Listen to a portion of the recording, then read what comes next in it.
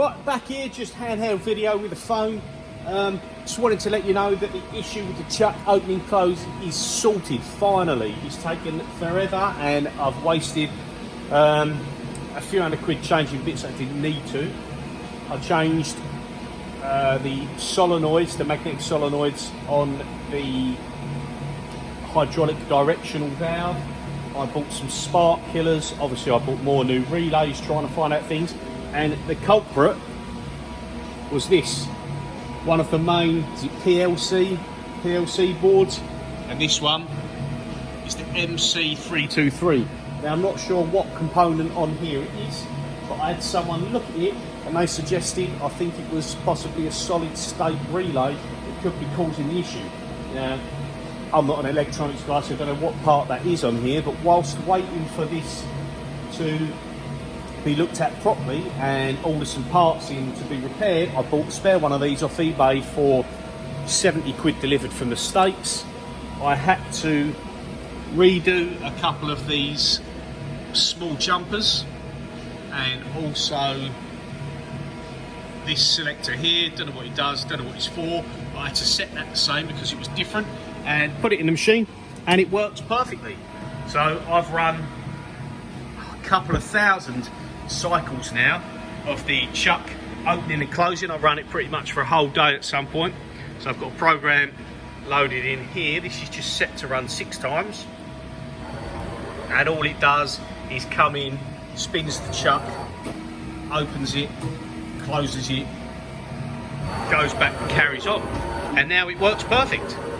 While I was there, the other thing I've done, because sometimes the workshop is noisy and I don't hear the machine if it was to alarm out, is I bought a machine light or signal tower, whichever you call them, and I already had the setup for it on the machine, but there was no relays on the board, so I added the relays and now I've got amber for machine running, green is when it finishes, and I've added a separate buzzer that if the machine alarms out, I'll show you.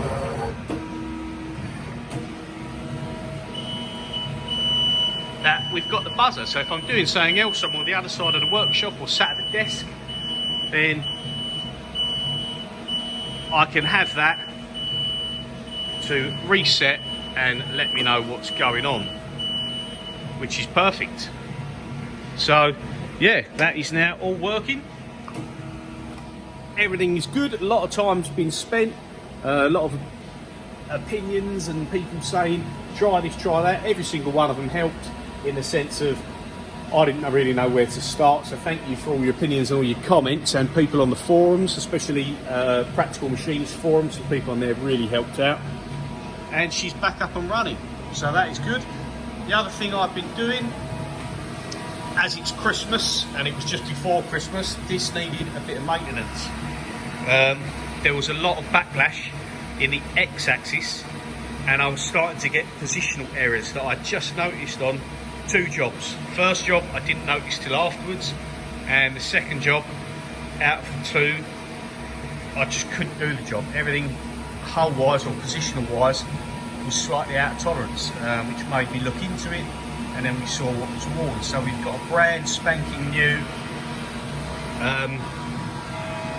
x-axis ball screw and ball nut. We've got brand new bearings on the motor end, which is a whole like a cartridge pack now that's all done, no preload set on it, just put it in and torque them up.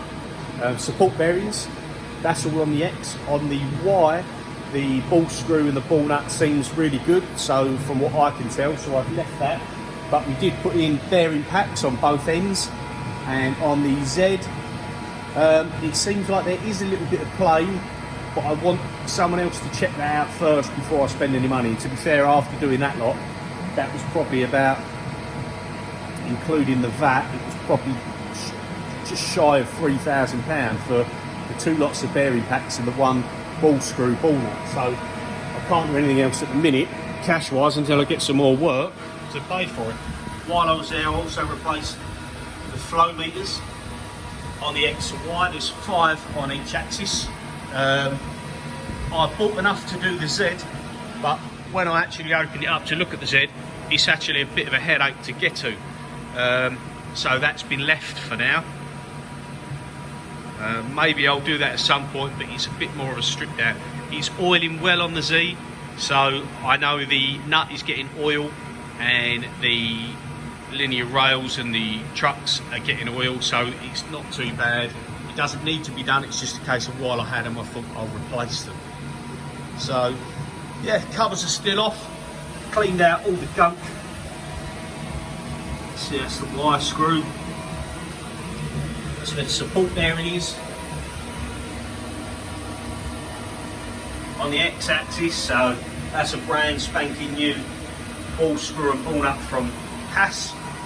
Again, cleaned out everything I could in there. There was a lot of chips, a lot of old tramp oil, coolant and stuff like that. So that's all been cleaned out.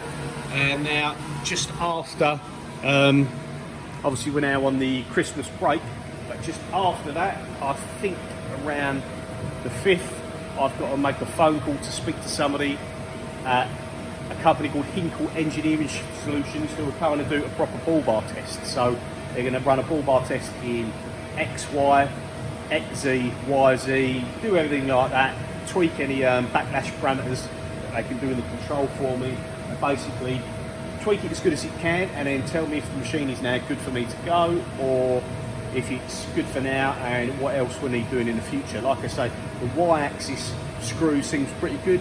It's the Z I'm not sure about, which obviously is not cause you so much positional errors. There's going to be no grief there, but maybe surface finishes if it's warm. But I've never really had no issue with that on potentially rigid tapping, and I've never had no issue with that. So if there is a bit of play there, I don't think it's going to be a lot. But I'm going to get the bull bar test done. I might put a little video up with some pictures of that, depending as and when it gets done and what's going on at the time. But yeah, fingers crossed that's this sorted. And after Christmas I can crack on and be back up and running. That is the plan. So yeah, thanks for your help with this and all your comments. Glad it's sorted. If anyone wants to know anything, give us a shout. But other than that, cheers for watching. Merry Christmas. See you soon.